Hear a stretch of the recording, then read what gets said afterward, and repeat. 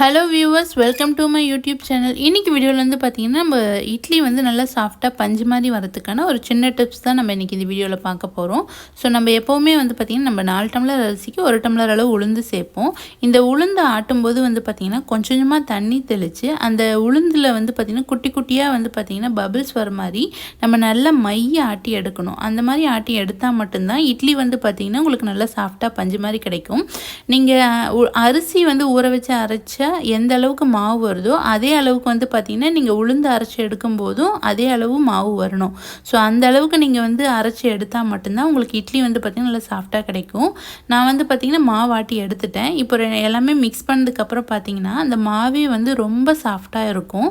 So அப்படியே ஃபுல்லாக வந்து பார்த்திங்கன்னா நுர மாதிரி இருக்க மாதிரி இருக்கும். ஸோ இந்த அளவுக்கு நீங்கள் ஆட்டி எடுத்து இட்லி ஊற்றுனீங்கன்னா இட்லி வந்து உங்களுக்கு நல்ல பஞ்சு மாதிரி சாஃப்டாக கிடைக்கும். ஸோ நான் அப்படி தான் இன்றைக்கி வந்து பார்த்திங்கன்னா ஊற்றிருக்கேன். இதில் எதுவுமே நான் வந்து பார்த்திங்கன்னா பேக்கிங் சோடா எதுவுமே நான் சேர்க்கலை. வெறும் உப்பு மட்டும் போட்டு நான் கரைச்சி வச்சுட்டு நான் இட்லி ஊற்றிருக்கேன்.